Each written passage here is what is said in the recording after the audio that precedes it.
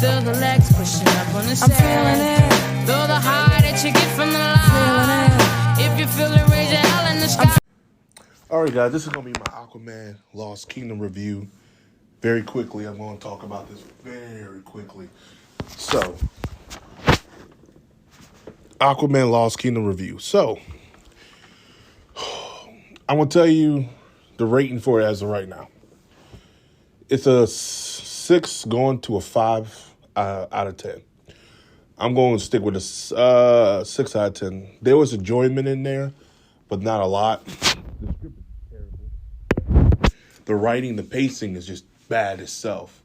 And the acting was pretty bad, and you could tell it was. The buddy cop thing with Orm and Jason, I liked it, but if it was a better script, I think it would have been better.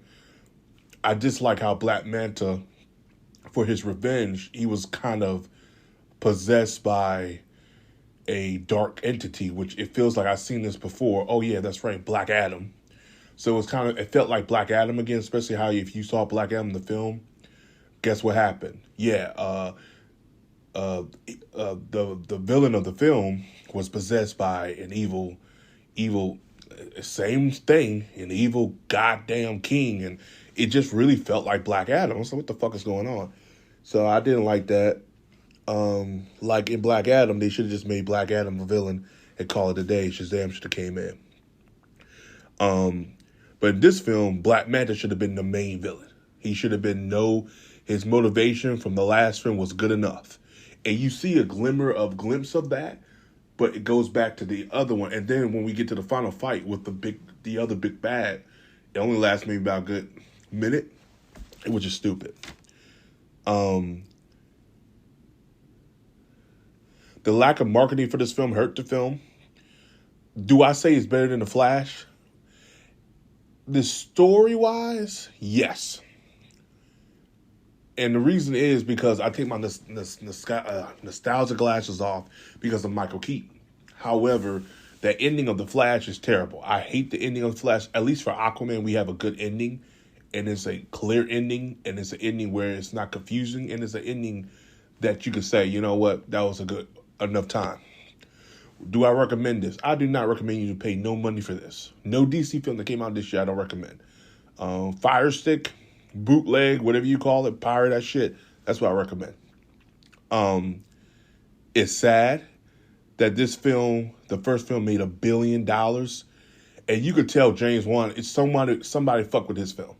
This is not a James Wan film. This is a film that's been fucked with. It doesn't know what it is. 1 minute wants to be comical. 1 minute wants to be serious. And that's been a problem with DC as a whole. They don't know what they want. The problem with DC, and you know what? Let me stop. The problem with Warner Brothers, it's not DC. Warner Brothers is that they pivot. When they see something that someone else does, they want to follow the same thing, not say, let's do our own thing. Let's keep doing this because eventually that comedy stuff that Marvel's doing is going to run out. Here we are in 2023. It's running out. Nobody wants that no more. The Boys is the most popular superhero brand out there. And you know The Boys are parody? Fucking DC characters. And it makes me so mad when I look at Warner Bros. You had Zack Snyder's world that was dark and gritty, and you fucked that up.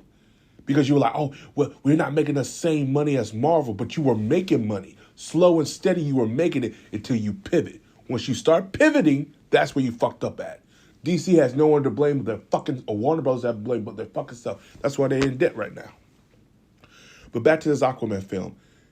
Jason Momoa was good in here, but he hammered it up a little bit too much. The way he was in the first one is a total, like I said, the team who worked on the first film did not work on the second one. James Wan was the only one. We did not get no Jeff Johns. And Jeff Johns, no Aquaman. He wasn't on this film. You can tell, and people say, oh, Walter Hernamba was on this the first one. No, Jeff Johns, Berg, and James Wan, they worked hand in hand on the first one. That's why the first one did so well. And this one, it did not. It's not a failure, but it's not, box office-wise, it's a huge failure. But for the money they put into this film, it's a loss. But again, DC's been taking L's all year. I guess this is another one. I do say this film was better than Shazam. I do say I enjoyed this a lot more than The Flash, especially that third act. And I actually I hate to say it, but I like the story they did here. Just they needed focusing more on Black Adam and made it more like a personal story, because that's what it was. Like, literally, it was a so personal story that you didn't really need to have this much of a budget. But again, they had that much of a budget because of Aquaman being underseas. And I get that. And another thing, too, with them being underwater all the time with their hair flapping, that was ridiculous. It got nauseating at itself, and it was just weird. But other than that, that's it. That's all I got to say. As always, like, subscribe. Peace. Have a Johnson day. Tell me what you think about Aquaman Lost Kingdom. Did you love it? Did you hate it? Like I said, it's whatever. Like I said, a 6 going 5. But I thought it could be a hell of a lot worse. But yeah.